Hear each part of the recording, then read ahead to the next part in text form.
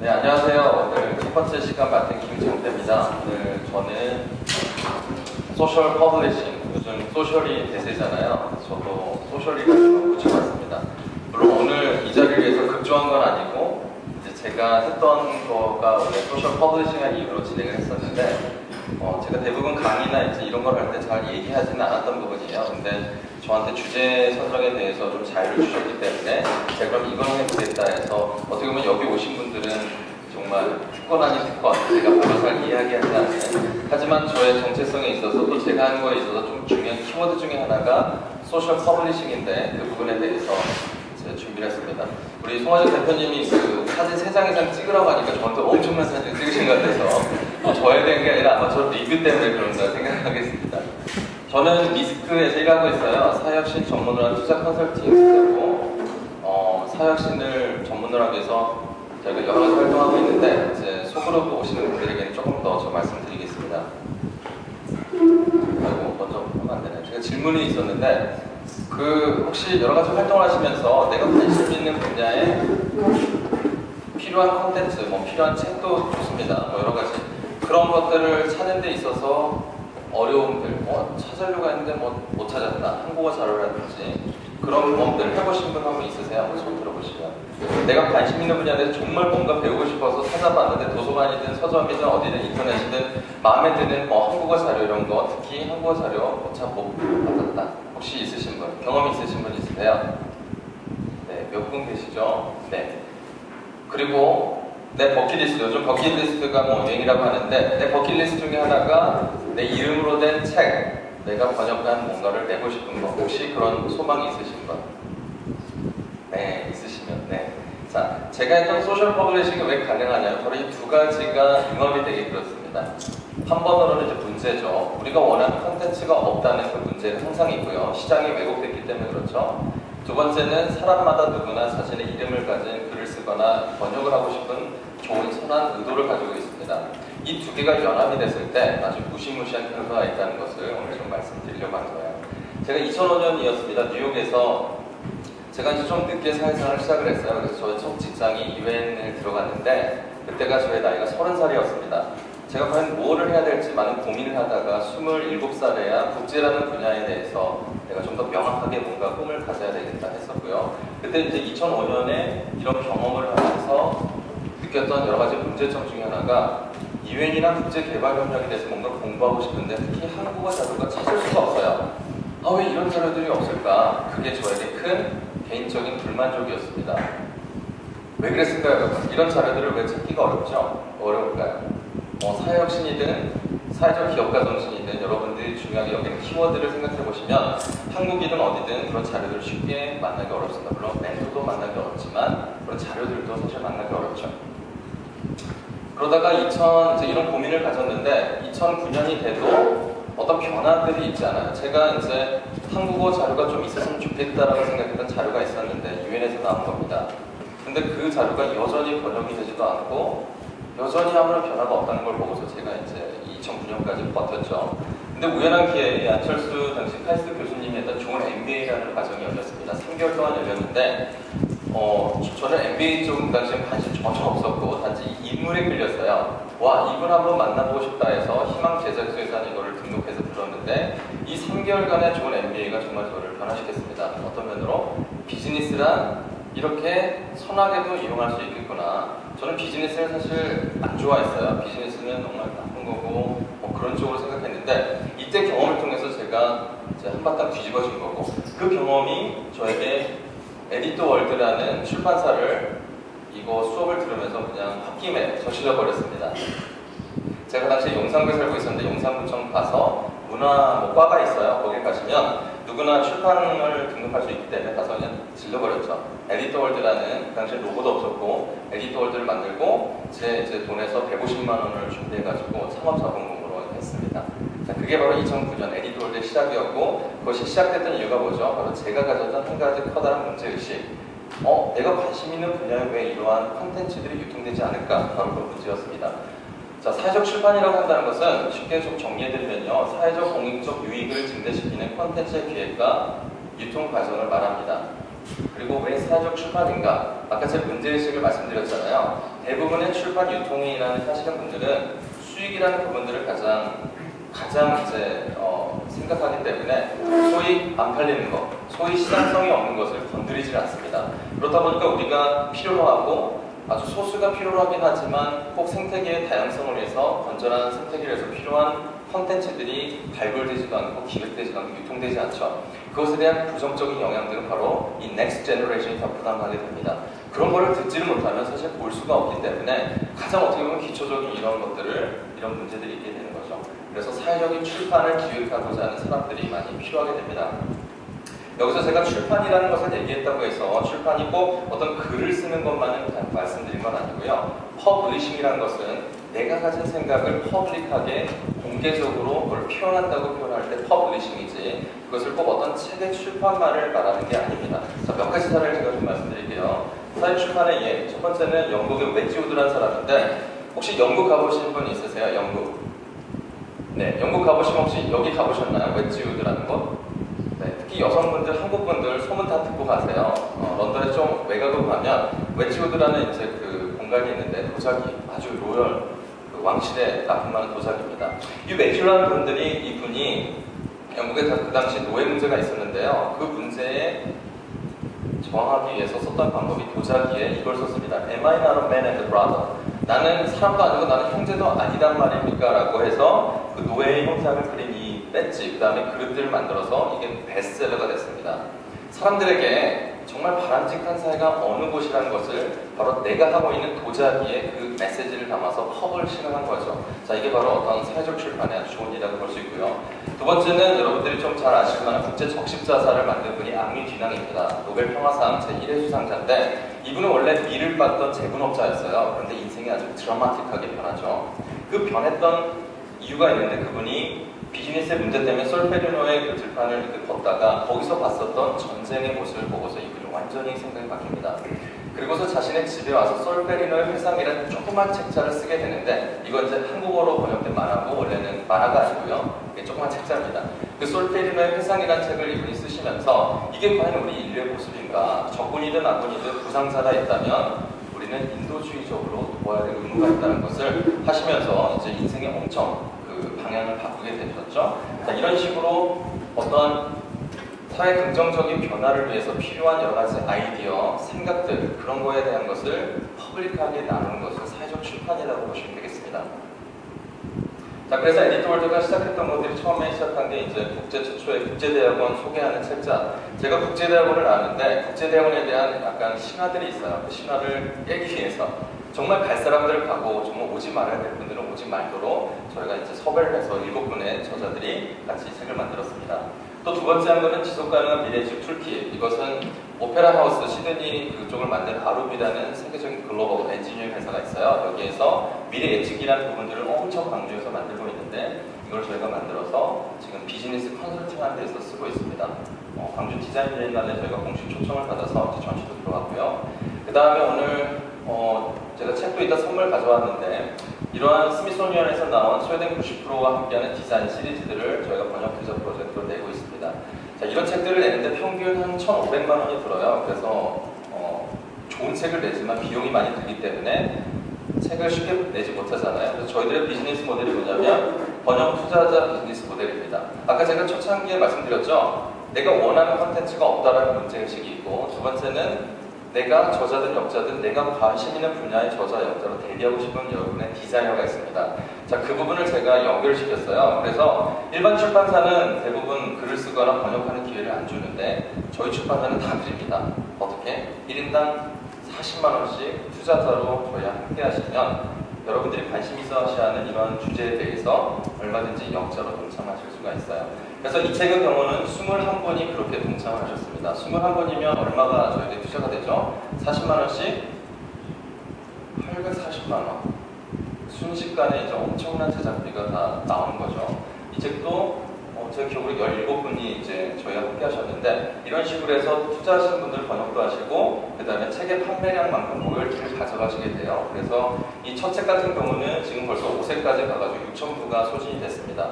그래서 원래 40만 원을 내신 분들이 벌써 80만 원 챙겨가셨고요. 지금 이제 세 번째 책까지 해서 요즘 같은 저금리 시대에 엄청난 보수익을 그렇게 되겠습니다. 자, 그래서 이런 분들이 저희가 돈을 뺏는 것도 아니고 정당하게 투자를 해달라는 거죠. 그리고 돈만 받는 것이 아니라 당당하게 역자로 이름을 다 넣고 또 자기가 원하는 것에 대해서 하시는 분들, 이런 중에서 저희 출판사를 통해서 100명 이상이 역자와 번역자, 저자로 데뷔를 하셨습니다. 그 중에서 약 7명 정도는 이제 시리얼 퍼블리셔가 돼가지고 두 번째, 세 번째 책을 계속 내시는 분들이 있어요. 저희가 할 수 있는 아주 큰 역할이겠죠. 자, 번째는 아까 말씀드렸던 제 처음에 그 문제의식, 그러니까 저희가 이제 유엔이라는 부분이 참 컸었는데 그런 부분에 대한 좋은 이야기들이 왜 전파가 안 될까? 그래서 시작된 게 바로 그 유엔입니다. 그래서 유엔과 계속 등록 계약을 해가지고 이런 유엔 새천년 개발 보고서라든지 유엔에서 공식적으로 나오고 있는 유엔의 잡지, 유엔 크로니커를 저희가 계속 내고 있습니다. 동일하게 이것도 이런 자원봉사 하시는 분들도 함께 조인하고 다양한 그 재능 기부를 저희가 또 받고 있습니다. 그리고 또 저희가 출판이라는 베이스가 있기 때문에 할 수 있는 게 너무 많아가지고 그 중에 작은 저희가 출판사긴 하지만 이런 전 세계를 대상으로 하는 CSR도 저희가 하고 있습니다. 그래서 2015년까지 전 세계 48개국을 대상으로 그 나라 언어로 된 동화책을 개발하고 기획해서 보급하는 것을 하고 있고요. 시작한 지 이제 1년 몇 개월밖에 되지는 못했지만 저희가 벌써 10개국 이상에 진출을 해서 지금 활동을 하고 있습니다. 시리아, 아프가니스탄, 루안다, 나이지리아, 카메룬, 네팔, 뭐 이런 나라들 해서 저희가 2015년까지 얼마 이제 안 남았는데 이 나머지 나라들도 저희가 가능하지 않을까라는 생각하고 있고요. 이런 식으로 퍼블리싱이 긍정적인 변화를 이끌기 위해서 저희가 하고 있고, 아이들은 무료로 책을 받아가고 현재 있는 어르신분들은 그 책을 100권씩 받아서 세일을 하게 됩니다. 그래서 지속적으로 자생적인 변화 비즈니스 모델이 될 수 있도록 저희가 진행하고 있고요.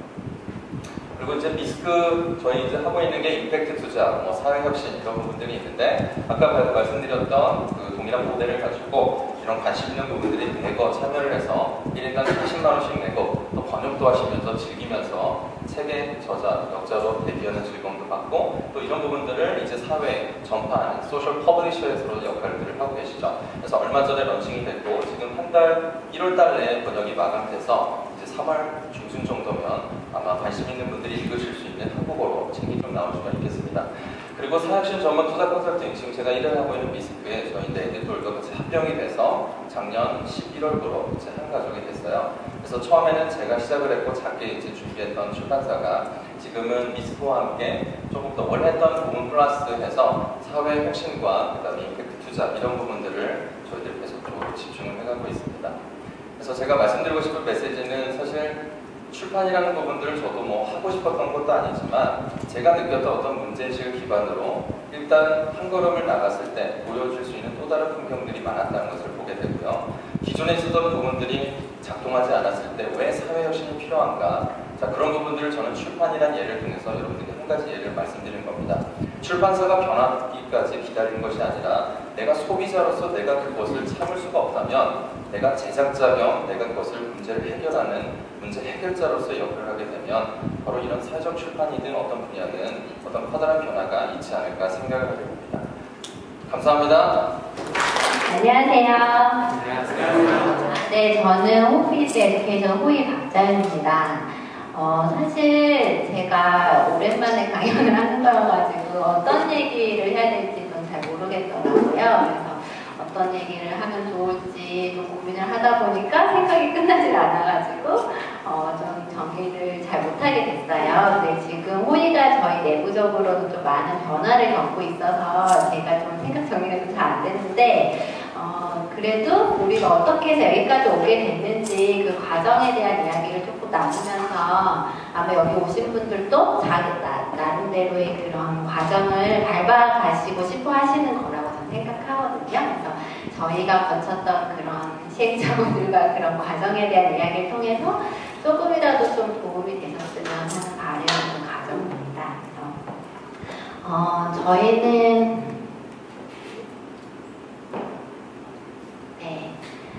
아프리카에서 호의 이야기가 시작이 해요. 그래서 여기 지역은 코어라는 지역인데 아프리카의 뿔에 있거든요. 그래서 여기 가면 보시는 것처럼 아무것도 없어요. 그래서 자연환경이 굉장히 척박한 이런 지역이고 비가 거의 오지 않기 때문에 가뭄과 기근이 지난 20년 동안 굉장히 오랫동안 반복이 됐어요. 그래서 제가 이 지역에 가게 됐을 때 도대체 여기서 사람들은 과연 어떻게 살고 있을까? 그게 이제 저는 궁금했거든요. 그래서 사람들이 어떻게 살아가고 있는지 그 삶을 좀 많이 관찰을 했어요. 그래서 그 과정을 보니까 이 사람들이 살고 있는 집을 이렇게 덮고 있는 박스 같은 게 다 USAID에서 온 식량포대 같은 거고, 아이들이 물을 기르러 가는 그 물장 이런 것들도 사실은 다 그런 식량을 나가지고 부호식량 이런 뜻깃이고, 이렇게 물을 뜨는 우물에서 물을 길어 올리는 이런 통마저도 전부 다 USAID에서 나오는 이런 거더라고요. 그래서 이 사람들의 삶이 거의 한 30년 이상 외부의 원조에 의해서 지탱이 되고 있었는데, 그렇다면 정말 이 사람들은 계속 이렇게 살아야 되는 건가? 저는 그게 의문이었어요. 그래서 코어에 대해서 관심을 가지면 가질수록 제가 어떻게 코어가 여기까지 이르게 됐는지 그 뒤에 이야기를 계속 살펴보게 됐고, 그러면서 이렇게 아주 많은 기관들이 코어를 거쳐갔다는 것을 알게 됐어요. 그래서 코어에 와서 엄청나게 많은 기관들이 엄청나게 많은 프로젝트를 했는데 그 결과는 어떨까 봤더니 예전에 논문에 나온 10년 전 코어나 아니면 지금의 코어나 크게 외형적으로 달라진 게 없는 거예요. 그리고 그 안에 살고 있는 사람들의 모습을 봐도 예전에 코어의 아이들이나 제가 처음 만났을 때 코어의 아이들이나 지금 코어의 아이들이나 그게 큰 변화가 없는 거예요. 근데 이 중간 사이사이에도 엄청나게 많은 원조가 사실은 이루어졌거든요. 외부에서 이렇게 많은 지원들이 이루어졌는데 왜 이 사람들은 근본적인 변화가 없을까? 그게 이제 제 궁금의 핵심이었고요.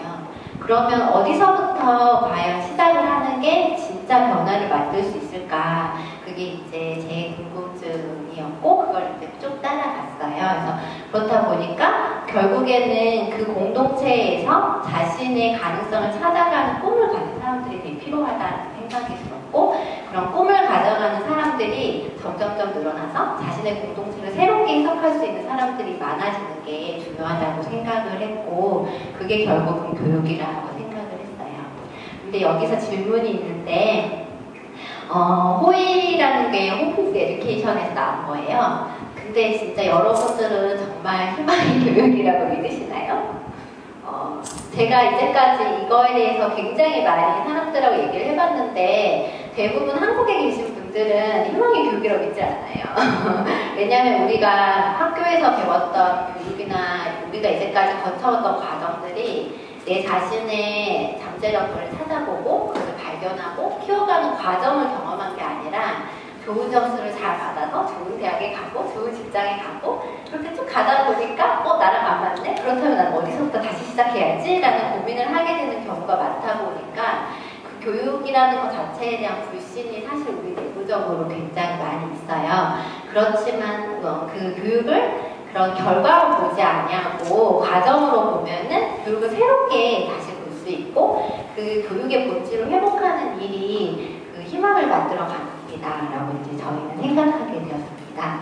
그러면 우리가 회복해야 될 교육의 본질은 과연 무엇일까? 라고 봤을 때 저희는 그 만남이 굉장히 중요하다고 보았어요. 그래서 그 학교라는 현장을 상상을 하면은 늘 거기에 선생님과 아이들이 있잖아요. 그러면은 그 사이에서 만남이 있고 인터랙션이 발생을 하는데 이때 영향력이 보통 선생님한테서 아이들한테 이렇게 흘러가잖아요. 근데 이 관계를 기반으로 하는 게 사실은 교육의 핵심이다라고 저희는 생각을 하고, 선생님 한 명이 자라나면 아이들의 미래도 함께 자라날 수 있다라고 생각을 해요. 그래서 선생님들이 더 넓은 세상을 보면 아이들도 더 넓은 세상을 볼 수 있고, 선생님이 정말 계속적으로 새로운 시도를 하면 할수록 아이들도 함께 그 과정에 동참할 수 있다라고 생각을 해서 이제 교육, 특별히 선생님들의 관심을 가지는 교육도 시작을 하게 됐습니다. 그래서 저희가 지난 4년 동안 가장 많이 집중해서 했던 게 사실은 스틱이라고 부르는 단기 집중 교사 연수예요. 그래서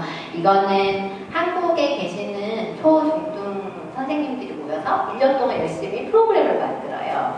그래서 그 프로그램을 가지고 아프리카에 가서 아프리카 선생님들을 만나요. 그 프로그램의 주요 내용은 선생님들이 일상의 현장에서 만나는 교사로서의 애로사항들을 그 문제화시켜서 그 상황을 만들고 그 상황을 같이 경험하면서 여기서 어떤 것들이 문제인가 같이 이렇게 의논하고 찾아가는 그런 과정이 이제 스틱이라고 볼 수 있는데, 있는데요. 이런 뭐 예를 드는 건 사진인데 대부분 한국 사람들이 나가서 해외에서 뭐 하는 거 보면은 애들이 대부분 한국 사람들 보고 있잖아요. 한국 사람들이 주도적으로 뭔가 나눠주거나 앞에서 뭔가를 하니까.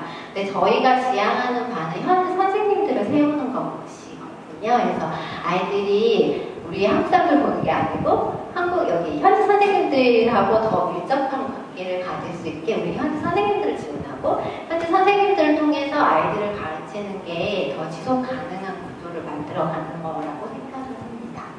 그래서 이제 뭐 사실은 저 혼자 시작한 거예요. 그래서 제가 아프리카 갔다 와가지고 코어를 잊지 못하고 어떻게 하면 내가 코어에 좀 더 도움이 될 수 있을까 그 방법을 찾아보다 보니까 점점 이게 커져서 호이라는 단체까지 이르게 됐는데요. 그 과정을 이렇게 좀 약간 개념화 시켜보면 이렇게 하면 어떨까라는 아이디어가 있고 그 아이디어를 같이 실행할 수 있는 사람들을 모으고 그 사람들하고 같이 그런 우리는 하나의 팀이다. 그래서 목표를 공유하는 그런 팀을 만들고 그 사람들과 같이 그 아이디어를 되게 구체화하는 그 프로젝트를 시행을 하면서 점점 이제 하나의 커뮤니티로 발전해 가는 거예요. 근데 이런 과정을 거치다 보니까 정말 중요한 게 나하고 다른 너를 인정하고 서로 다른 것을 받아들이면서 우리 의견이 확장되고 우리 관계가 점점 더 깊어지는 것들이 되게 중요하더라고요. 그래서 이렇게 어떻게 보면은 유엔도 못한 그런 빈곤퇴치라는 거대한 꿈을 향해서 과연 개인들이 뭘 할 수 있을까 되게 절망적일 수도 있잖아요. 그렇지만 먼 미래에 우리가 이런 의미 있는 걸음들을 계속 한다면 언젠가는 달라질 수 있다라는 희망을 가지고 그런 공동체를 계속 만들어가고 함께 꿈꾸는 사람들을 계속 찾아내고 그 사람들과 같이 성장하는 게 결국 호의가 바라는 일이 아닐까 싶습니다. 그래서 호의는 호프 이즈 에듀케이션이 진심이라고 생각해요. 그리고 이제 교육이 가진 힘이 있다고 생각하고 그 힘이 결국에는 개인들의 본질을 회복하고 공동체의 본질을 회복하는 일이라 생각하고요. 그러기 위해서 서로의 만남이 진실한 만남이 필요하다 생각하고 그런 사람들이 모인 곳이 호의가 되기를 바라거든요. 그래서 안에서 보면은 뭐 탐색하고 그 다음에 뭔가 아이디어가 생기면 그거를 시도해보고 그 다음에 수정하고 보완하고 이런 과정들이 끊임없이 내부적으로 일어나는데 이렇게 하다 보면 사실 잘 되는 것도 있고 안 되는 것도 있고 굉장히 많아요. 그렇지만 우리가 함께 하기 때문에 그런 시도들을 멈추지 않고 계속 할 수 있는 게 어쩌면 정말 평범한 다 똑같은 개인들이 모여가지고 이런 외교통상부에 이렇게 등록한 정식 단체를 만들 수 있는 힘이 아니었을까 생각을 해봅니다. 잠시만요. 어떻게 하지? 그래서 사실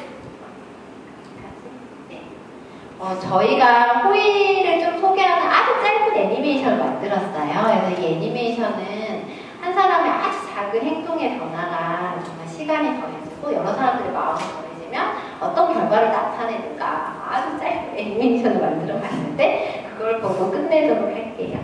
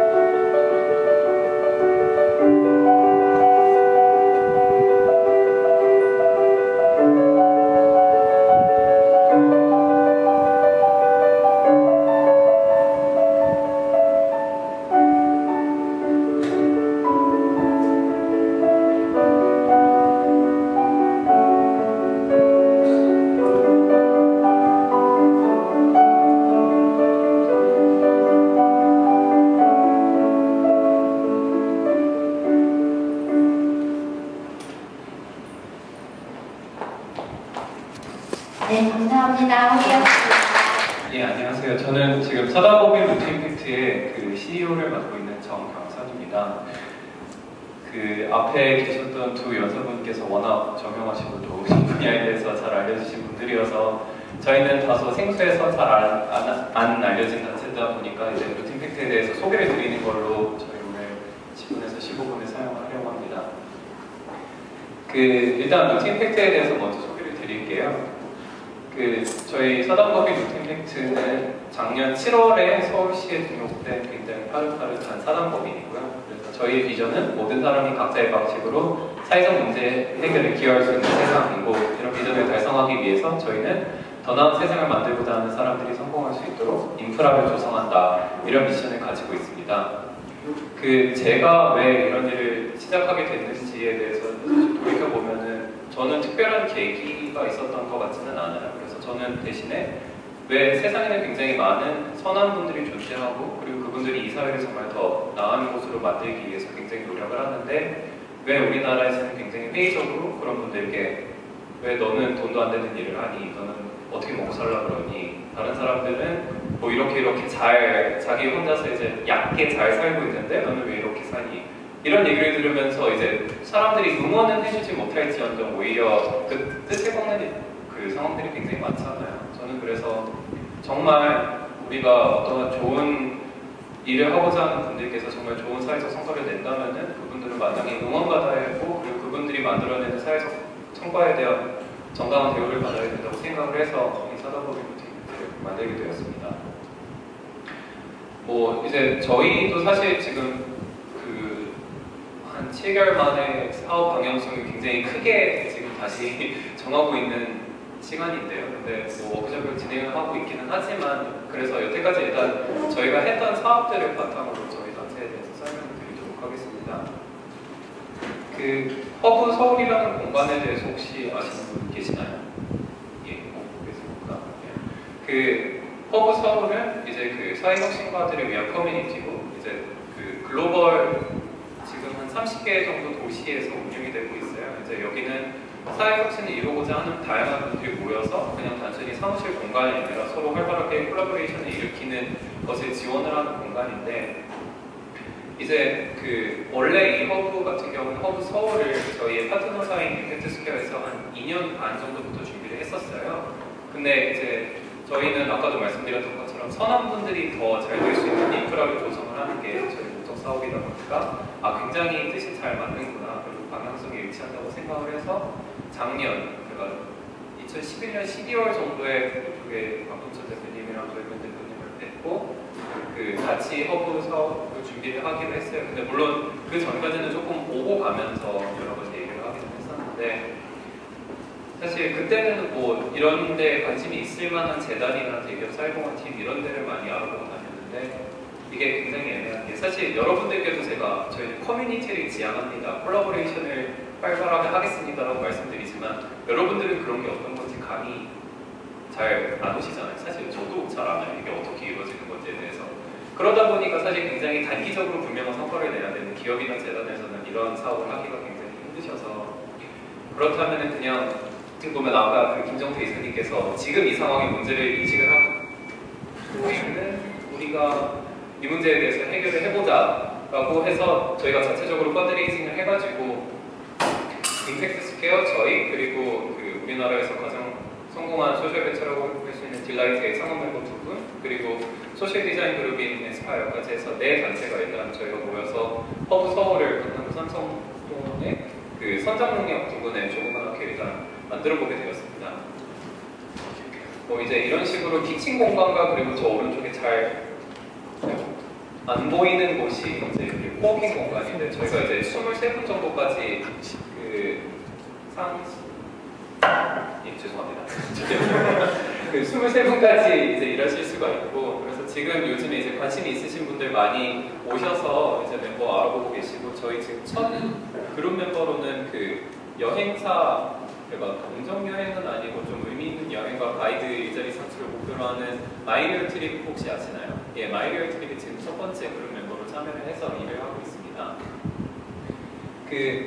사실 허브 서울을 하기 이전에 저희도 소셜 섹터에 종사하시는 분들에 대해서 굉장히 많은 부분을 조사를 했었어요. 그래서 이제 NPO 종사자 및 사회복지사분 총 25명 저희가 인터뷰를 해서 그분들이 필요로 하는 게 어떤 것이냐. 정말 지금 열악한 처우나 이런 부분은 당장 개선이 되기 힘들지만 어떤 전문적인 역량 개선이나 이런 부분에 대해서는 저희가 해드릴 수 있는 부분이 있다고 생각을 해서 여쭤봤었는데 그분들께서 이제 많이 말씀하신 것들이 주로 이런 어떤 지식의 공유 그리고 커리어 네트워크 그러니까 뭐 자기가 멘토로 볼 수 있는 분이나 아니면 어떤 그 직종 전환을 원할 때 거기에 대해서 얘기를 들어볼 수 있는 분들을 만나고 싶어 하시는 분들이 많고 그리고 이제 어떤 프로젝트 아니면 MPO 사회적 기업을 시작을 할 때 정말 그거에 대해서 공감을 하고 뜻을 이해하고 같이 할 수 있는 멤버를 찾고 싶다는 니즈가 되게 강하셨어요.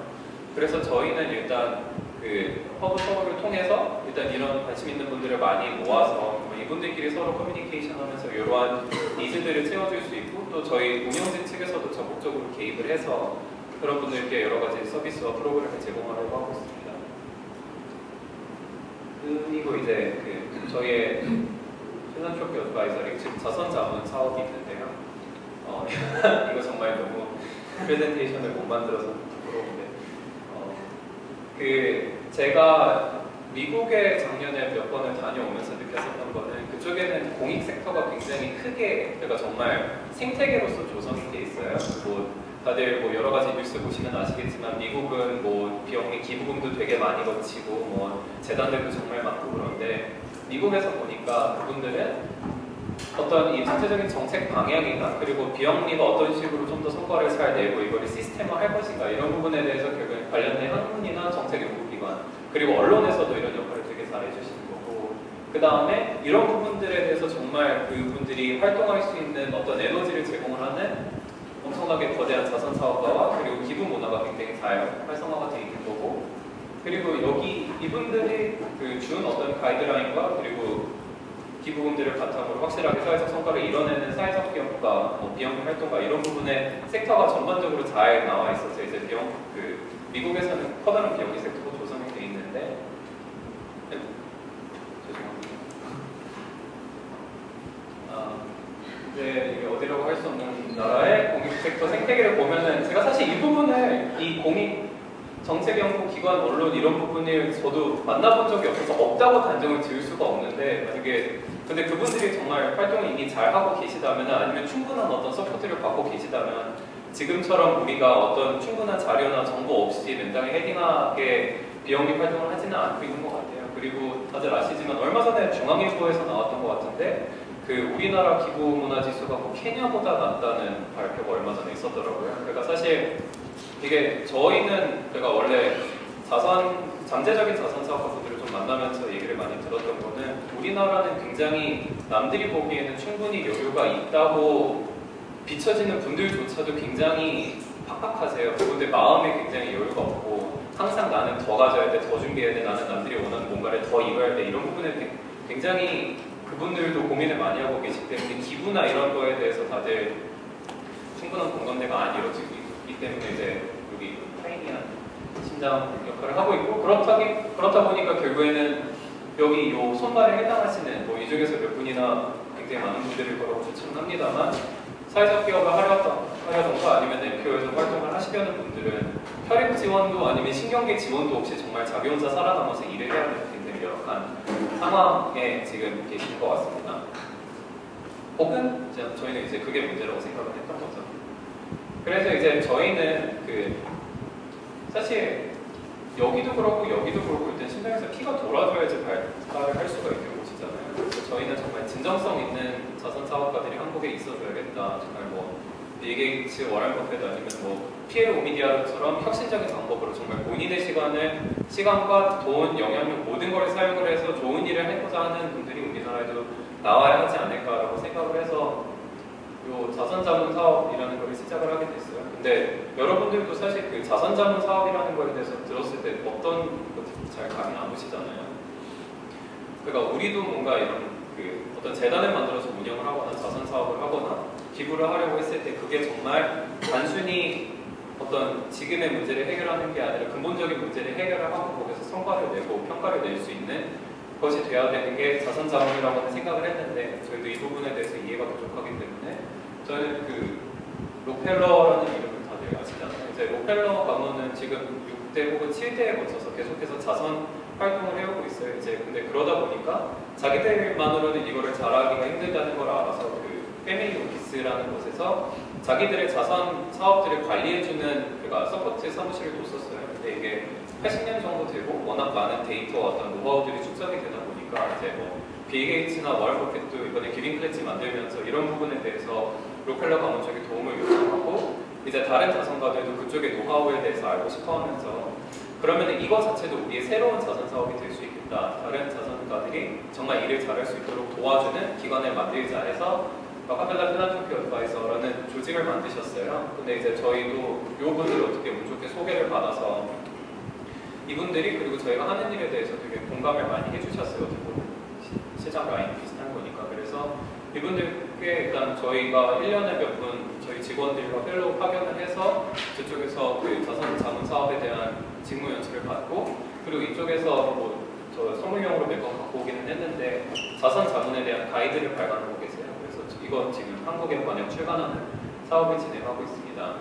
그리고 이제 뭐 요분이 지금 RPA의 회장을 맡고 계신 멜리사 버만이고 요분은 록펠러의 5대 손이자 이제 RPA 이사를 맡고 있는 웬디 온일인데 저희가 2월에 한국에 초청을 해서 이제 멜리사 버만 같은 경우에는 사회공헌 정보센터랑 같이 아이디어를 어떻게 확실한 사회적 성과를 연결할 것인가 이 부분에 대해서 포럼을 진행하고 이제 웬디 온일 같은 경우에는 이제 국내 그 잠재적 자선 사업가들 대상으로 어떻게 록펠러는 이런 자선 사업에 대해서 계속해서 자기들끼리 역량을 가져왔으면 이게 그 가문을 유지하는데 왜 중요한지 이런 부분에 대해서 강의를 할 예정입니다. 그리고 뭐 사실 저희가 공식적으로 했다고 하기에는 조금 애매한 부분이어서 PPT에는 넣지 않았는데 말씀드렸지만 그 저희는 일단 요 굉장히 건강한 생태계를 지향을 하는 거잖아요. 근데 생태계에 있어서 그 정말 사회 혁신가는 어떤 사람인가 변화를 만들어 나가는 사람은 누구이며 그리고 그 사람들은 우리는 어떻게 알아보고 어떻게 지원을 할 것인가 사실 이런 부분의 노하우도 굉장히 중요하다고 저는 생각을 해요. 지금 우리나라 같은 경우에는 되게 단발적인 아이디어만 보고 평가하는 것들이 너무 많아서 정말 사람에 대해서 제대로 평가하고 알 수 있는 어떤 역량 있는 플레이어가 필요하다라고 생각을 해서 저희가 작년에 그 아쇼카와 접촉을 해서 지금 아쇼카 코리아 설립하는 거에 대해서 물밑 작업을 좀 도와드렸어요. 그래서 아마 조만간 공식적으로 오픈이 될 것이라고 알고 있어서 말씀드리는 거기는 한데 아마 다음 달 중에 한국의 아쇼카 코리아도 공식적으로 설립이 돼서 저희랑 또 여러 가지 부분에서 사업을 같이 진행하려고 하고 있습니다. 뭐 저희는 아직 어떤 성과를 내기에는 한 7개월밖에 안 된 단체여서 그냥 어떤 일을 해왔고 어떤 일을 하고 싶다 약간 이 부분에 대해서만 말씀을 드리면 될 것 같고 그래서 제 발표는 이걸로 마무리를 하도록 하겠습니다. 감사합니다. 고민도 하셨어요. 제가 그 질문 꼭 해드릴게요. 그래서 간단한 질문 먼저 제가 하나 정해서 드릴게요. 첫 번째 질문 재밌을 것 같아요.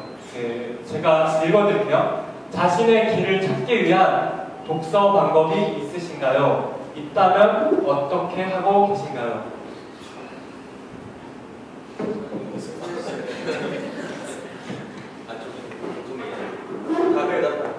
예, 원하시는 분이 이렇게 하시면 되겠습니다.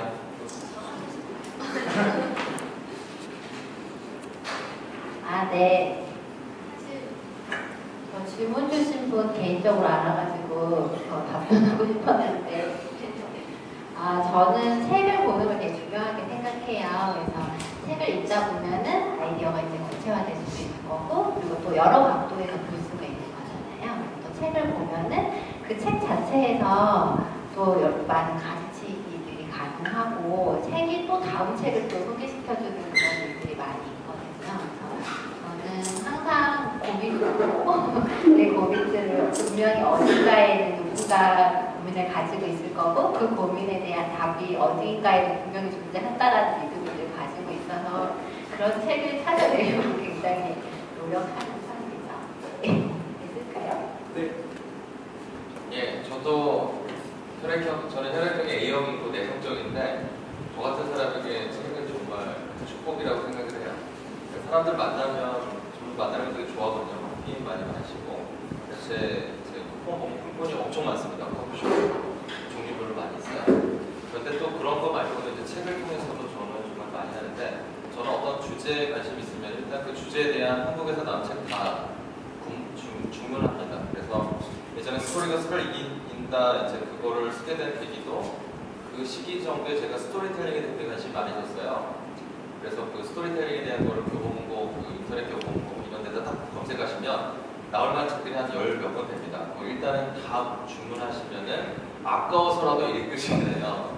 그게 되게 중요합니다. 왜냐면 뭐 바쁘니까. 그래서 그런 식으로 저는 뭐 디자인 थि킹이든 뭐 사회혁신이든 스토리텔링이든 제가 가치를 가지고 있는 키워드가 딱 있죠. 여러 가지 하게 되면 저는 그거를 한 번에 다 해가지고 그걸 읽게 되는데, 이렇게 최소한 어떤 분야에 대해서 한 10권에서 넘게 이렇게 읽게 되면 최소한의 어떤 퍼스펙티브가 만들어지는 것 같아요. 그래서 그런 주제들에 관심 있으신 분들은 한번 꼭 구매를 하셔야 됩니다. 예, 도서관에서 돌리시면은 그냥 대충 거의 그냥 대출 이렇게 하시기 때문에 자기가 돈을 낸 거에 대해서 내가 귀중하게 여기는 것 같아요. 그래야지 좀 복습도 하시고 보내드리겠습니다. 예, 저도 A형이고 그래서 어렸을 때부터 책을 읽는 걸 되게 좋아하기는 했었는데, 근데 저는 사실 어떤 독서법 있다고 하기는 조금 그러니까 말씀드리기가 뭐하고, 저는 근데 저 같은 경우에는 굉장히 다양한 장르의 책을 그냥 끊임없이 읽었던 것 같아요. 그게 뭐 인문학이 됐든 교양서적이 됐든 소설, 만화책, 과학도서 그냥 이런 걸 가리지 않고 읽었는데, 근데 이러한 책을 많이 읽으면 읽을수록 자기 길을 찾는 데 되게 도움이 되는 것 같아요. 왜냐면은 뭐 제가 어떤 분야에 관심이 생기고 나면은 이제 그다음부터 거기에 집중을 해서 책을 읽으면 되는데, 그 전까지 자기가 아직 어떤 걸 원하는지 모를 때는 최대한 많은 것들을 접해보는 게 제일 좋은 길이라고 생각을 하거든요. 그래서 일단은 다독을 권장을 해드립니다. 혹시 지금 이 세 분한테 공통 질문일 수 있는데요. 구현해서 혹시 이 일을 하실 때 좀 도움이 됐다 하는 책 한 권씩 얘기해 주실 수 있으세요? 그 마이크가 저한테 있어서 저부터 말씀드리면은, 저는 개인적으로 제가 이 분야에서 일을 하게 된 계기는 그 보노보 혁명이라는 책이거든요. 이건 아마 다들 아실 거예요. 저는 그 책이 개인적으로 되게 좋았던 게, 정말 사회적 피업가에 대해서 팩트로 굉장히 차분한 어조로 설명이 돼 있어서 굉장히 많은 과학과 그리고 감동을 얻었던 것 같습니다. 저는 지금 딱히 추천드릴 책은 사실 생각이 나진 않는데, 제 책은 제 책이고, 그냥 저는 사실 이 자기 이렇게 꿈을 향해 나아가는 과정이 정말 어려운 과정인 것 같아요. 그래서 정말 너무 많이 포기하고 싶은 순간들을 너무 많이 만나고, 그럴 때마다 그런 장애물을 넘어가는 게 굉장히 중요한데, 그때 그 장애물을 넘어갈 수 있는 힘이 사실은 자기 내면에 있는 그 내면 확신이라고 생각하거든요. 그래서 저는 좀 존재에 대해서 좀 관심이 많은데, 그런 생각들을 좀 정립하는데 스카텍 박사의 그 아직도 가야 할 길이라는 책이 있어요. 그래서 그 책을 저는 좋은 꺼내서 1년에 한 번은 꼭 이렇게 읽어보면서 제 내면을 다시 새롭게 하고 그 힘을 가지고 또 다시 나가고 이런 과정을 반복하는 것 같아요. 네. 저는 이제 부산에 출장을 가서 읽었던 원서가 있는데, 그게 그 디자인 코디 하는 90%였어요. 그러니까 출장을 갈 때 대부분 이런 나라 가면은 저는 할 게 없습니다. 그래서 한국에서는 되게 안 읽는 이제 아주 하드코어 같은 원서들을 굳이 이제 가서 뭐 할 게 없으니까 출장돼서 읽는데, 그때 하필이면 부산에서 제가 가져갔던 게 그 디자인 코디 하는 90%라는 거였어요. 그거를 이제 읽게 되면서 저는 그때 유엔에 있을 텐데, 이런 디자인과 비즈니스가 이런 변화를 이끌어내는 데 있어서 이런 역할을 할 수 있구나. 이제 그때 저는 엄청나게 이제 깨닫게 돼서, 그게 인연이 돼서 뭐 저희 출판사에서 그게 지금 시리즈로 나오기도 하고, 그게 저에게 큰 어떤 계기가 된 것 같습니다. 다음으로 혹시 여기 질문 남기신 분 중에 여기 오신 분 계세요? 그 질문 물어드릴게요. 성함이 어떻게 되세요? 김화이요? 어디 있죠? 오늘 왜냐면은 그 지금 여기 김정태 이사님하고 박재현 대표님이 둘 다 책이 있으세요. 스스로 내신 책들이. 오늘 가져오셔가지고 그 책을 오늘 여기서 좀 더 많이 드리려고.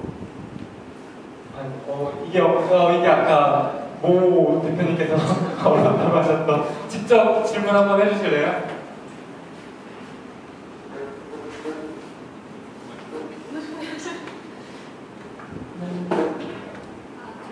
요새 많이 팩트가 되게 핫 이슈가 되는 것 같아요. 마이너 임팩트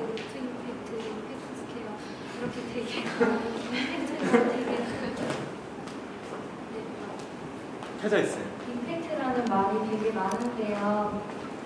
실질적으로, 그러니까 그 이론적으로는 들었는데 이제 자신의 인생에서 그리고 사회를 위해서 그리고 자기가 속해 있는 소속에 있는 그런 곳에서 그 어떻게 임팩트를 해 나가는지, 그러니까 대표님께서 각자 생각하고 계시는 그런 임팩트에 대해서 말씀해 주시면 감사하겠습니다.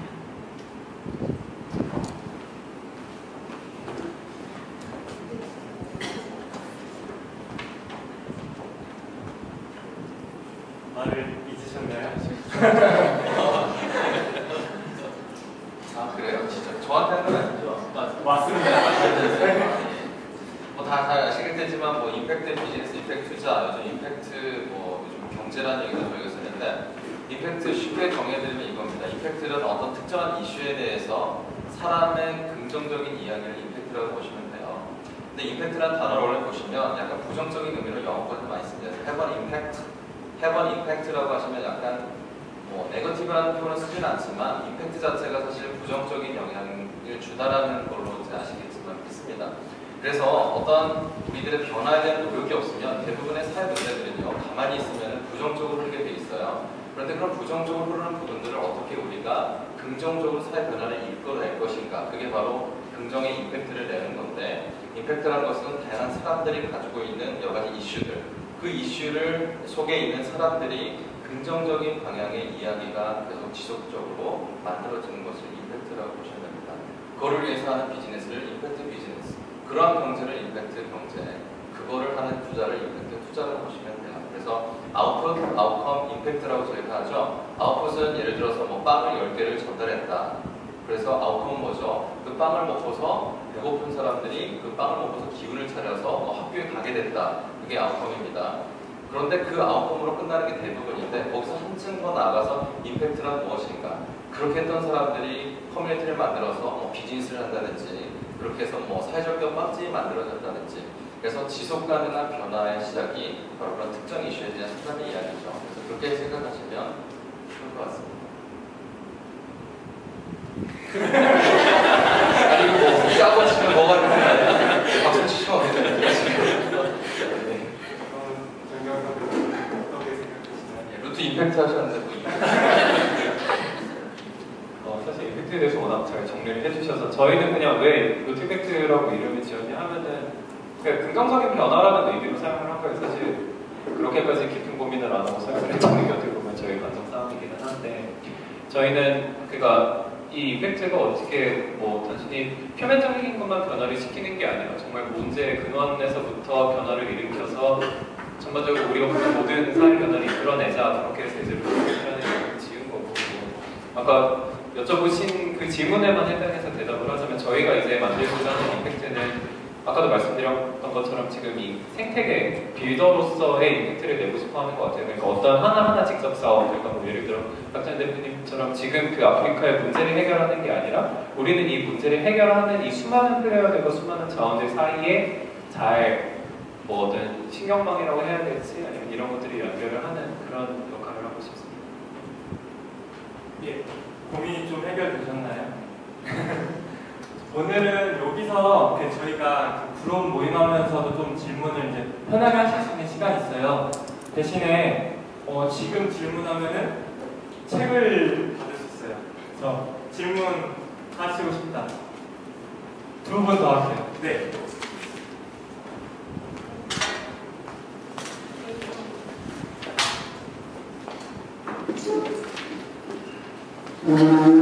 개인적인 질문을 드려도 될까요? 이제 다 20살인데 혹시 좀 20살 땐 이걸 할 걸, 아니면 그러니까 이건 꼭 해봐야 된다 이런 거 말씀해 주세요. 지점. 공통 질문. 네, 지점이에요? 한마디씩 하시죠. 저는 20살 때 운동을 좀 했을 것 같은 생각을 하는데, 여러분 앞으로 하는 거 모든 거에 있어서 체력이 정말 굉장히 매우 중요해요. 그리고 뭐 제가 이 나이에 이런 말 하면 조금 그렇긴 하지만 25살 넘어가는 순간부터 진짜 힘들어집니다.